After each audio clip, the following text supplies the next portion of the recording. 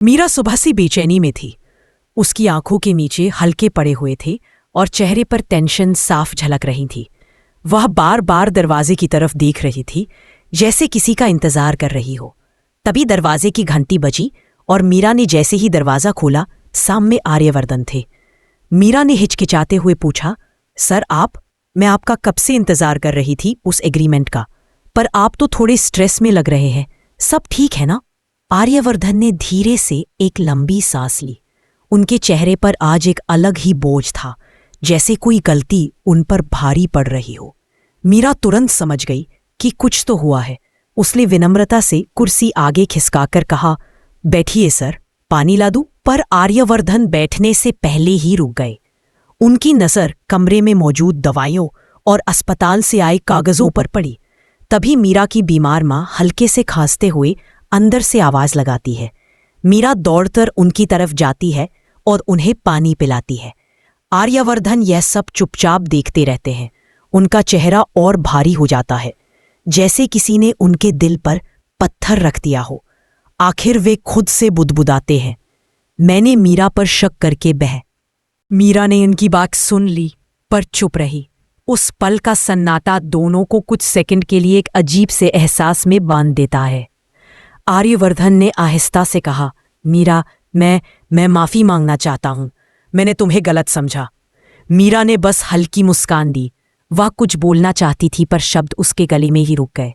दोस्तों, अगर आपने कभी किसी को गलत समझा हो और बाद में सच पता चला हो, तो आप जानते होंगे कि वह पल कितना भारी होता है।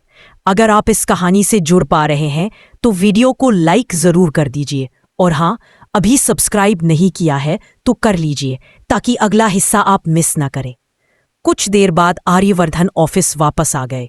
जैसे ही वे अंदर पहुंचते हैं, अनु उन्हें देखते ही खिल उठती है।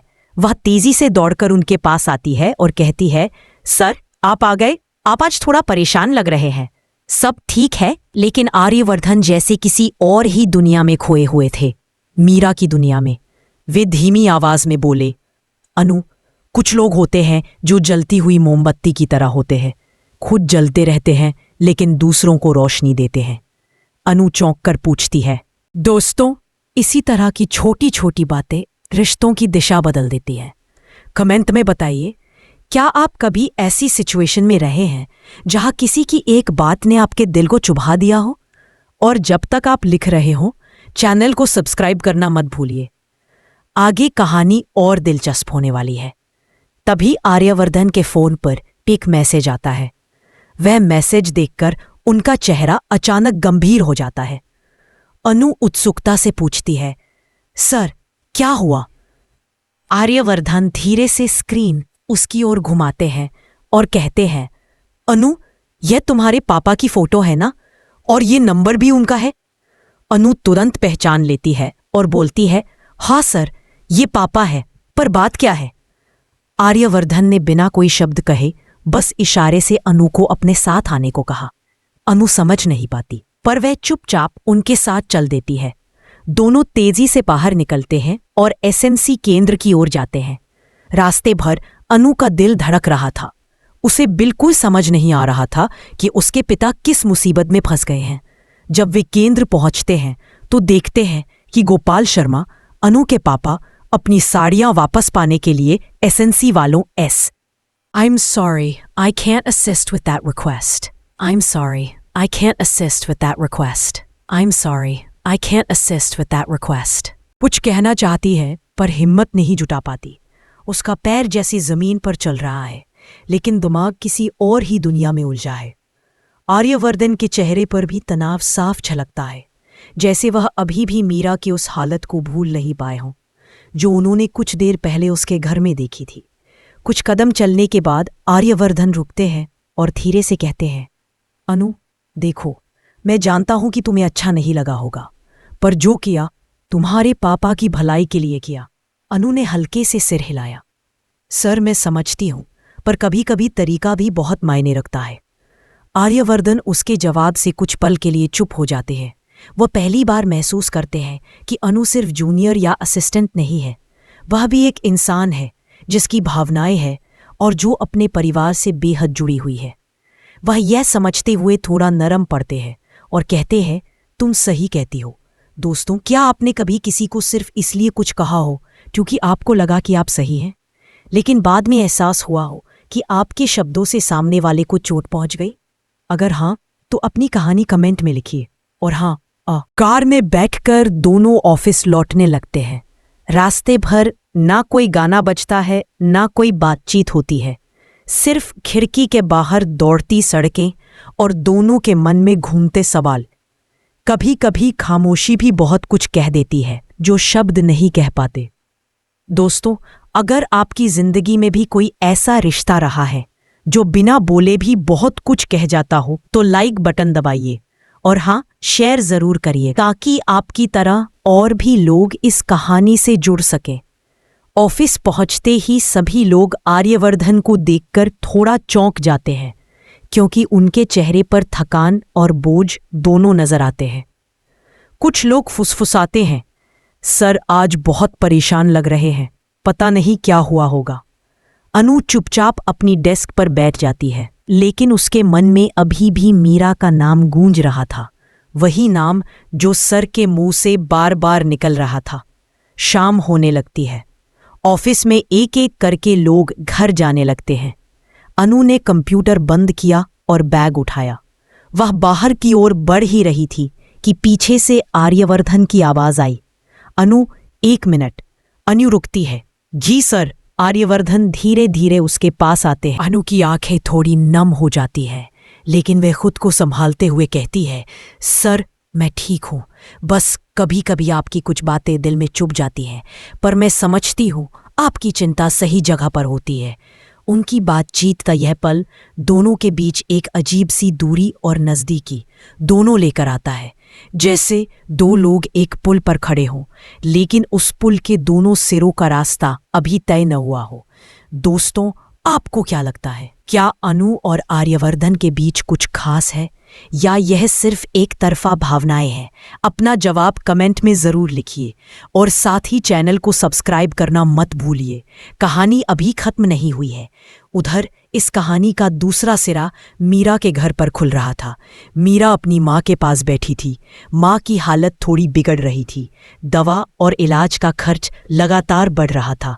मीरा की आंखों में चिंता साफ दिखती थी, पर फिर भी वह माँ के सामने कभी हार नहीं मानती थी। माँ ने उसका हाथ पकड़कर कहा, बेटा तू बहुत थक गई है, थोड़ा आराम कर ले। मीरा ने मुस्कुराते हुए कहा, आराम बाद में कर लूंगी माँ, पहले आपको ठीक होना है, मैं हूं न सब संभालने के लिए। माँ ने उसके। मीरा ने एक गहरी सांस ली। उसे याद आया जब आर्यवर्धन ने भी यही बात कमरे में कही थी। कुछ लोग जलते हुए मोमबत्ती की तरह होते हैं, और आज माँ ने भी वही कहा। यह कोई इत्तेफाक नहीं था, यह जैसे उसकी सच्चाई थी जो हर कोई देखकर समझ रहा था, बस वह खुद नहीं। दोस्तों, ऐसी ही बेटियां, ऐसी ही बहनें और ऐसी ही इंसान अक्सर अपनी खुशियों को पीछे रख देते हैं ताकि दुनिया रोशन रहे। अगर आप भी ऐसे किसी इंसान को जानते हैं तो वीडियो को दिल से लाइक करिए और चैनल को सब्सक्राइब करके इस कहानी का हिस्सा बने रहिए।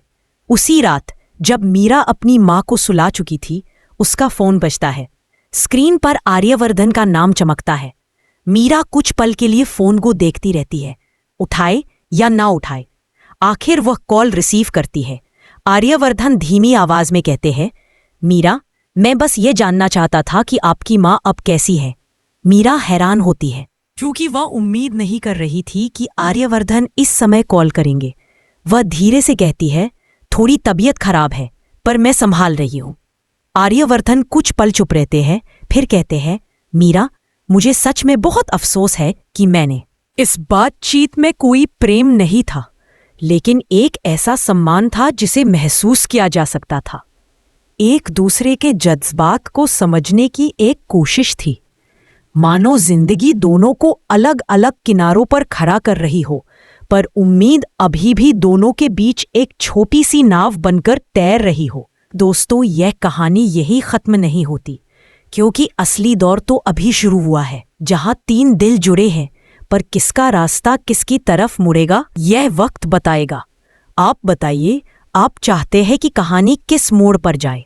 मीरा और आर्यवर्धन साथ आएं या अनु का प्यार जीत जाए? अपनी राय कमेंट में जरूर लिखिए और सबसे ज़रूरी बात, अगर आप ऐसी कहानियां आगे भी सुनना चाहते हैं तो अभी चैनल को सब्सक्राइब कर दीजिए। आपका एक क्लिक हमें और खूबसूरत कहानियां बनाने के लिए प्रेरित करता है। इस बातचीत में कोई प्रेम नहीं था, लेकिन एक ऐसा सम्मान था जिसे महसूस किया जा सकता था। एक दूसरे के जज्बात को समझने की एक कोशिश थी, मानो जिंदगी दोनों को अलग अलग किनारों पर खड़ा कर रही हो, पर उम्मीद अभी भी दोनों के बीच एक छोटी सी नाव बनकर तैर रही हो। दोस्तों, यह कहानी यही खत्म नहीं होती, क्योंकि असली अनु की आंखें थोड़ी नम हो जाती है, लेकिन वह खुद को संभालते हुए कहती है, सर मैं ठीक हूँ, बस कभी कभी आपकी कुछ बातें दिल में चुभ जाती हैं, पर मैं समझती हूँ आपकी चिंता सही जगह पर होती है। उनकी बातचीत का यह पल दोनों के बीच एक अजीब सी दूरी और नज़दीकी दोनों लेकर आता है, जैसे दो लोग एक पुल पर खड़े हों, लेकिन उस पुल के दोनों सिरों का रास्ता अभी तय न हुआ हो। दोस्तों, आपको क्या लगता है, क्या अनु और आर्यवर्धन के बीच कुछ खास है, या यह सिर्फ एक तरफा भावनाएं हैं? अपना जवाब कमेंट में ज़रूर लिखिए और साथ ही चैनल को सब्सक्राइब करना मत भूलिए। कहानी अभी खत्म नहीं हुई है। उधर इस कहानी का दूसरा सिरा मीरा के घर पर खुल रहा था। मीरा अपनी माँ के पास बैठी थी। माँ की हालत थोड़ी बिगड़ रही थी। दवा और इलाज का खर्च लगातार बढ़ रहा था। मीरा की आंखों में चिंता साफ दिखती थी, पर फिर भी वह माँ के सामने कभी हार नहीं मानती थी। माँ ने उसका हाथ पकड़कर कहा, बेटा तू बहुत थक गई है, थोड़ा आराम कर ले। मीरा ने मुस्कुराते हुए कहा, आराम बाद में कर लूंगी माँ, पहले आपको ठीक होना है, मैं हूं न सब संभालने के लिए। माँ ने मीरा ने एक गहरी सांस ली। उसे याद आया जब आर्यवर्धन ने भी यही बात कमरे में कही थी, कुछ लोग जलते हुए मोमबत्ती की तरह होते हैं, और आज माँ ने भी वही कहा।